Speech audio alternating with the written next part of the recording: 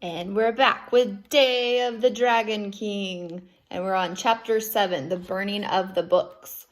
The Dragon King watched the bonfire as it blazed up toward the sky. Around the fire, the air was thick and wavy.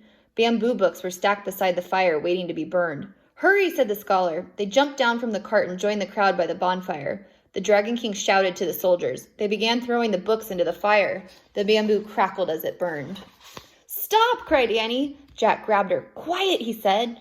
Annie pulled away. "Stop!" she shouted again, but her voice was lost in the noise of the roaring fire. "There's your story," said the scholar. He pointed to a bamboo book that had fallen off a waiting stack. "I'll get it," said Annie. She dashed over to the book.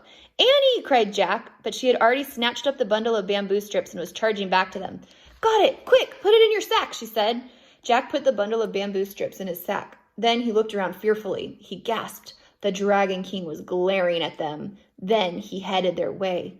"Seize them!" the Dragon King shouted. "Run through the burial grounds," the scholar said to Jack and Annie. "The soldiers will be afraid to follow. They fear the spirits of the ancestors." "Thanks," said Jack. "Thanks for everything." "Good luck," cried Annie.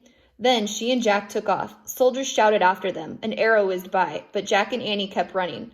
They ran down the path to the burial grounds. They jumped over the low brick wall and ran between the huge mounds of earth. Suddenly, arrows filled the air around them. The archers were shooting from the tower. Look at all those arrows flying at them.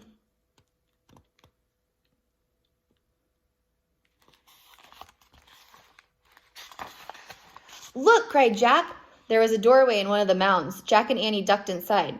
They were in a long hall lit with oil lamps. "It's so quiet," said Annie. She walked down the passageway. Hey, here are some steps here." "Don't go any farther," said Jack. "Why not?" said Annie. "We don't know what's down there," said Jack. "This is a burial tomb, remember? It's creepy." "Let's take a quick look," said Annie. "Maybe it's the way out of here." Jack took a deep breath. "You might be right," he said. "Okay, but go slow." He didn't want to stumble upon a dead body. Annie started down the steep steps. Jack followed. The lamps lit their way as they kept going down and down. Finally, they reached the bottom. Jack blinked. Even though oil lamps glowed everywhere, it was hard to see at first. When Jack's eyes got used to the strange light, his heart nearly stopped. "Oh, man," he breathed. They were in a room filled with soldiers, thousands of them. And that is the end of Chapter 7. Chapter 8 is The Tomb, and we will read that in our next video. Bye-bye.